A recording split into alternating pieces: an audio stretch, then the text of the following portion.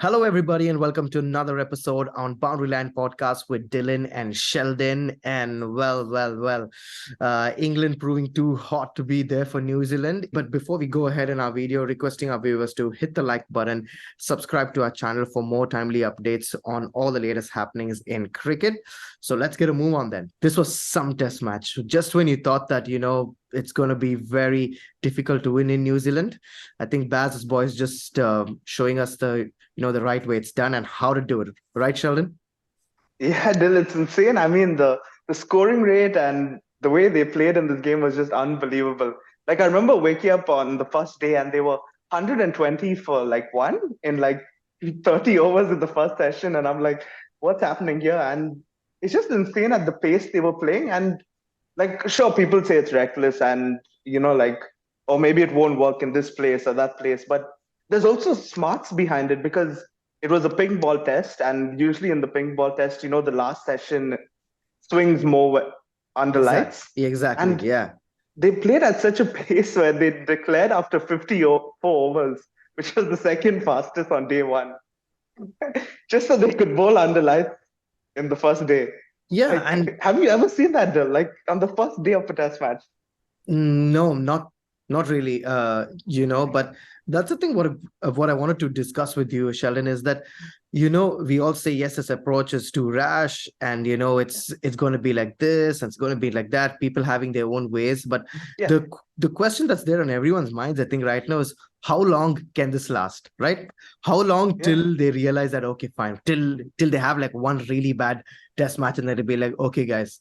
I think we went too hard, and we need to like take it down and play well now, because I think the approach wasn't good, especially in this match. But Yeah. you get the feeling when you go to these places, especially South Africa, New Zealand, and India, and all that. Like you don't want to like bat this way, right? Because the game can change very quickly. But Yeah. yeah, you have it. These guys just go out, like you said, 120 runs in one session, and then just declaring and just making New Zealand bad again and making inroads early.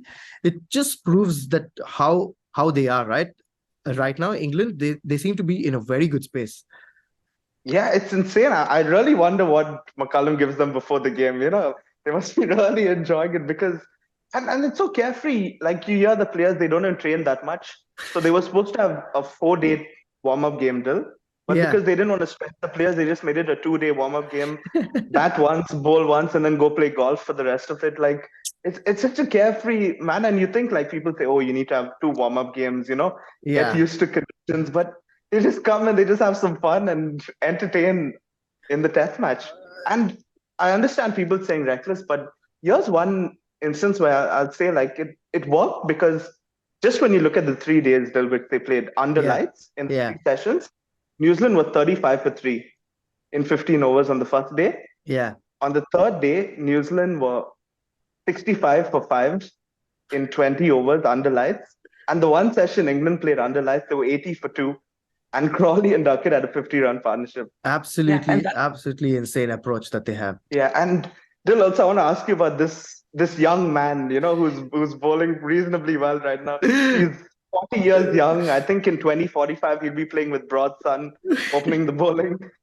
Dill, like, is this possible? Like, how did he keep He's doing it, Jimmy? he's immortal. He's immortal, the goat. I mean, absolute legend. I love watching him bowl. Like, earlier back in my young days, I would be like, man, he's so annoying. Like, always comes in, steams in, and taking those wickets. And I'm like, okay, this guy's gonna retire soon. And you always get the feeling, okay, last ashes for Jimmy, last ashes for Jimmy. But just proving that age is just a number, this guy, and aging like fine wine, bowling even better than he was before. And man, they should knight this guy. Jimmy, I think it's enough now. Like, thank you so much. Like, this is enough because we can't do this anymore. But what an absolute champion, Sheldon. This guy, James Anderson, absolute champion of a bowler. Like, and he's been really good for England all these years, and just proving that he's so good. He's so good at even this age. Like, what the hell is going on with this guy? Like, seriously. And of course, Broad, has been equally good, I should say. And both of them, I think, now have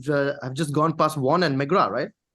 Yeah, that's insane, right? To think about it, like anyone going past McGrath and Warne. I mean, how many test matches like those two played together as well?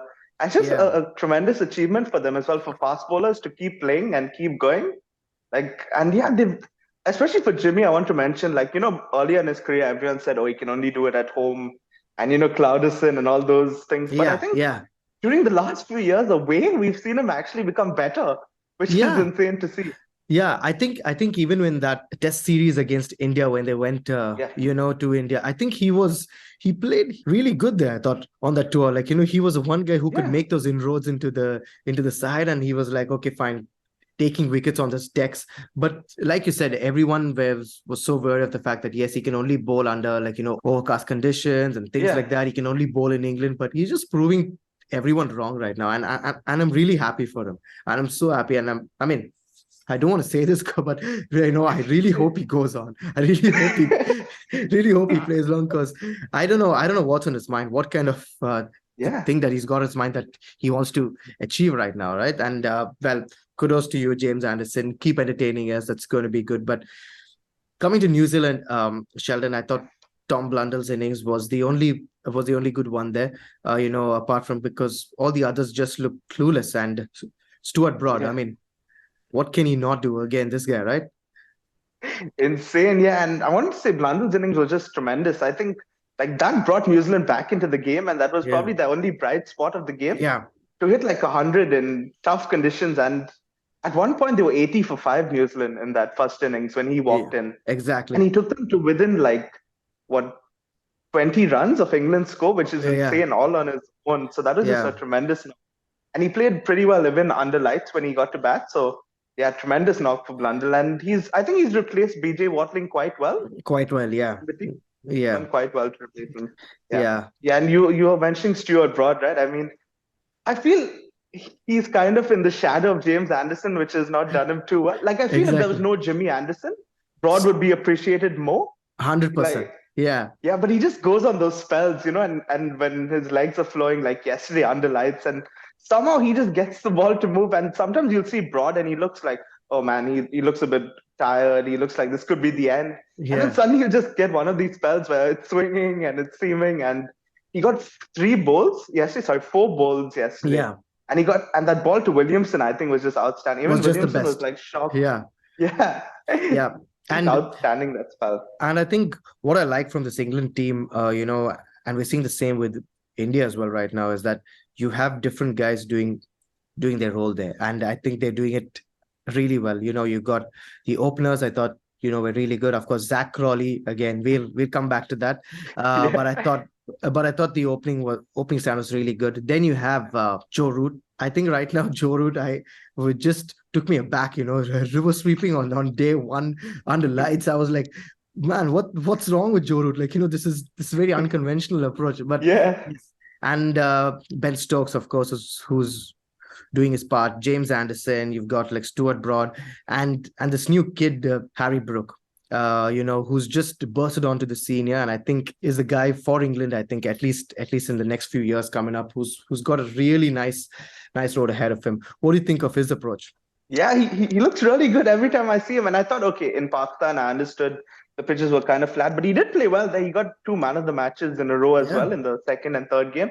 But here, I was most impressed with this game, more than any of the Pakistan games, because he came in, and even on the first day under lights, he came and he was just hitting it fast, and he got 250s in this game as well. He was unlucky not to get 100 in the first innings, but Exactly. he just looks like he has so much time on his side, and he bats at number 5. It seems like under McCullum, number 5 is a really good position. I mean, Bairstow before this and Brook. And we were discussing, Dill, about where Bairstow would come, right? And Exactly. Brooks scored, and even Folks played a really good knock in the second innings to get a 50. Exactly. And it does seem more and more like what you were saying, Phil, that Crawley's position comes a bit under threat, and maybe Bairstow could just go up there and hit, because Duckett played well in the first innings really as well. I was really impressed by the way he played, and aggressive approach, played quick. We was playing so quick, and I was like, wow, this guy's got some kind of approach. Like, he's just taking on the bowlers there, took on Neil Wagner like really well, and it was really impressive to see. So really good for him. But yeah, I think like we discussed, I think Zach Crawley's place in the team is going to be questioned when Yeah. Bairstow gets fit and Yeah. when he's completely ready to play. So there you have it, guys. An interesting test match there, which again was followed out early. England versus New Zealand. England there winning by 260 plus runs there, and just proving to everyone all over the world that this kind of approach still works, and they will still play like that, and they're not going to stop. The next test is going to be played where, Sheldon? Is the next one happening at? It's in Nelson, in fact. And you know what's funny, Dill? The first time Broad and Anderson ever bowled together was at Nelson, and guess the year? 2007. Wow. 2007. That's the first time they played together. And in 2022, they're still playing together. Wow, man, these guys, these guys, take them away, English. Yeah. Just take them away. These guys are too good. It's going to be a nice test match again. We'll hope to see whether, England can win that one as well, or whether New Zealand's going to bounce back. But thank you so much for watching, guys. If you like the video, do hit the like button, subscribe to our channel, and let us know in the comment section what you thought about the match and how the next test is going to pan out. And take care.